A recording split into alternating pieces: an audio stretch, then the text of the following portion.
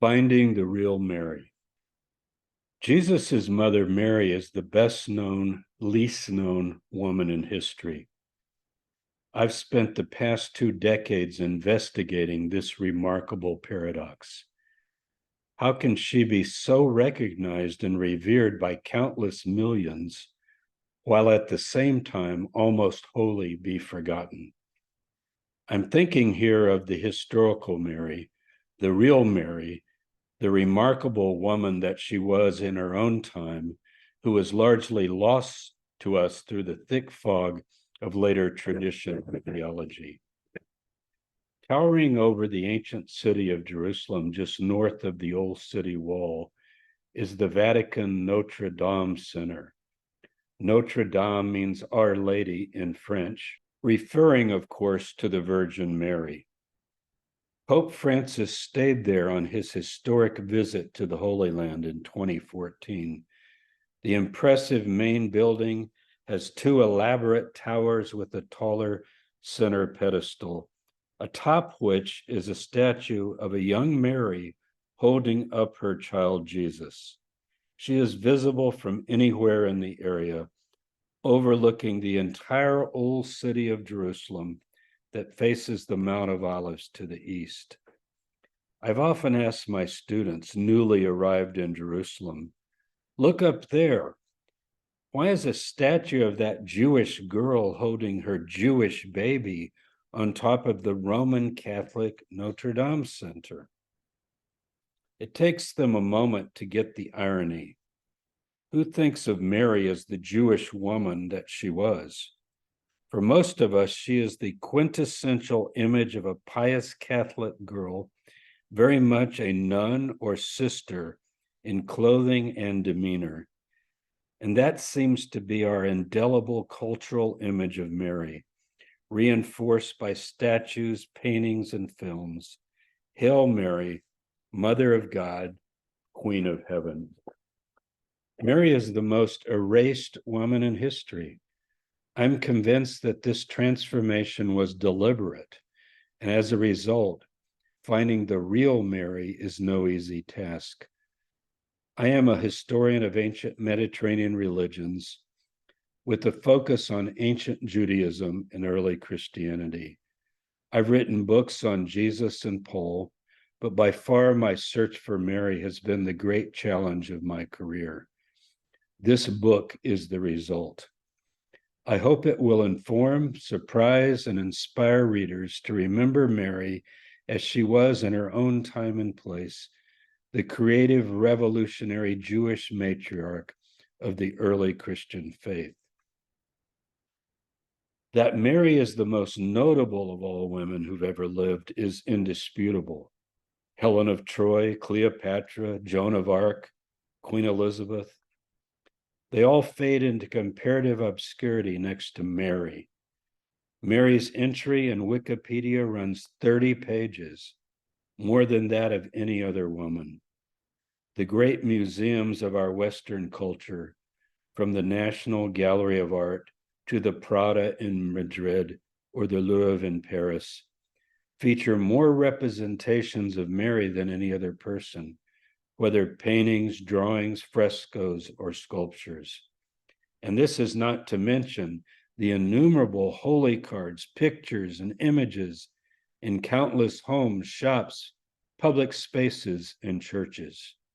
And I should add, Mary is surely the most famous woman in Jewish history as well, even though given her makeover by the church, that fact is largely unrecognized by Jews as well as Christians, and certainly not within our global culture. 2.5 billion Christians plus 1.5 billion Muslims, that's nearly half the world's population, honor her memory. Millions of Roman Catholic and Orthodox Christians hail her with the direct invocation of the Rosary.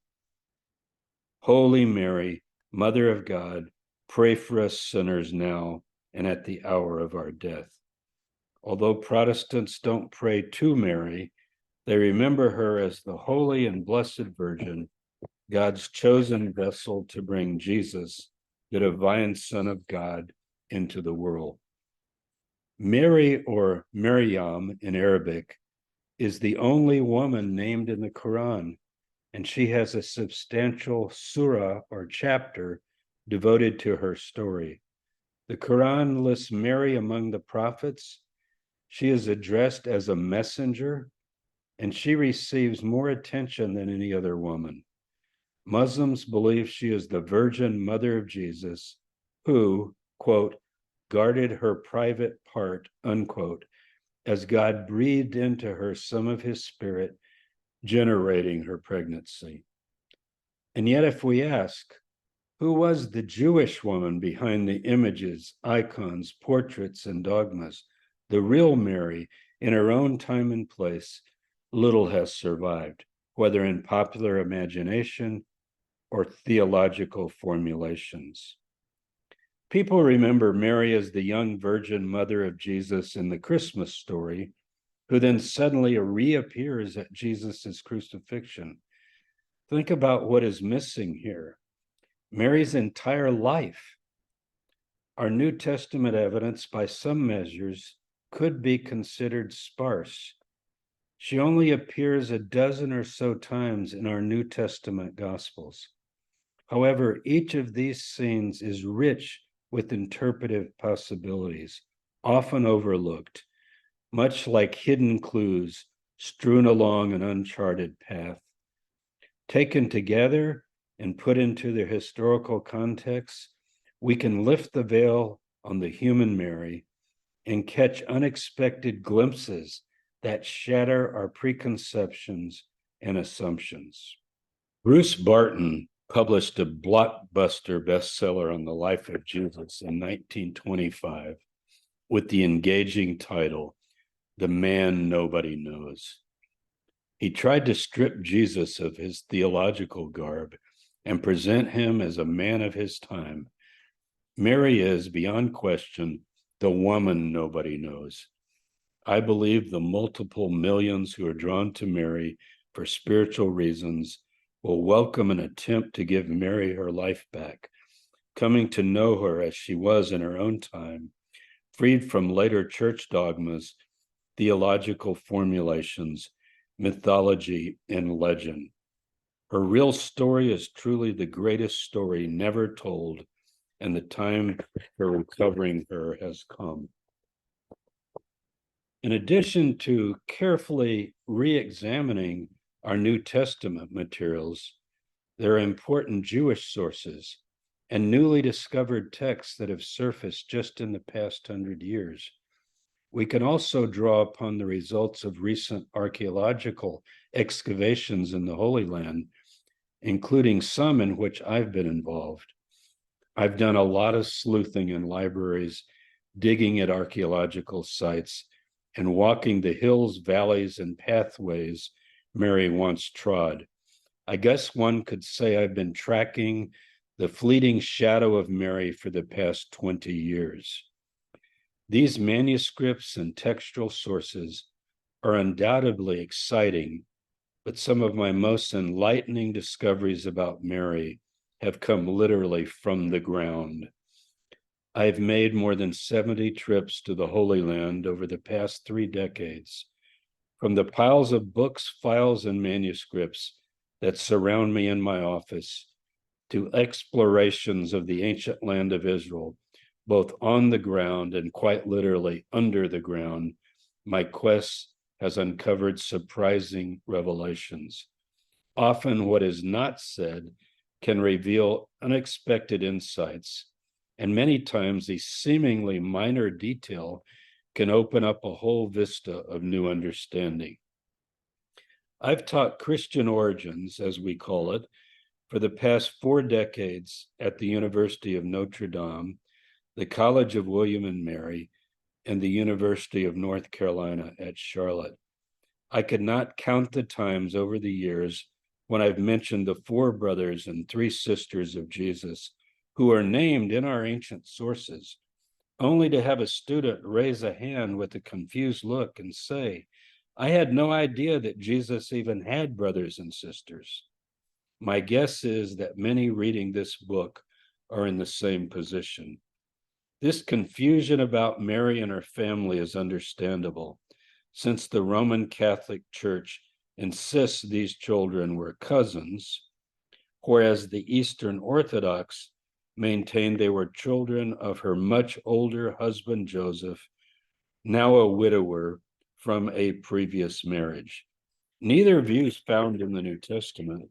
The truth is, Mary herself, as well as her other children, have been intentionally removed from so many of our sources that our culture has inherited a mythical and legendary Mary shaped by 2 millennia of theology and church dogma.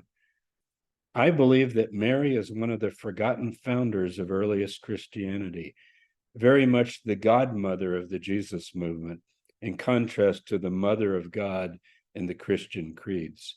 She apparently ended up a widow sometime before Jesus reached adulthood, as the last reference we have to her husband Joseph in any of our sources is one text when Jesus is 12 years old. That's Luke 2:41 through 51.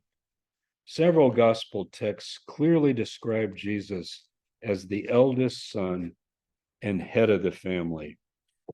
As a single parent, Mary courageously raised her 8 children under Roman military occupation through one of the most bloody and brutal times of Roman history. Whatever we attribute to Jesus and the remarkable movement he inspired, Mary's vital role as the Jewish matriarch of this large family and of the movement as a whole was central, both before and after the death of Jesus. It was her second-born son, James, with Mary by his side, who took over the leadership of the movement after Jesus's execution. The succession was dynastic, based on Mary's royal and priestly lineage. And when James was brutally executed in AD 62, his aged brother Simon assumed his place of leadership, only to be crucified in the reign of the Emperor Trajan.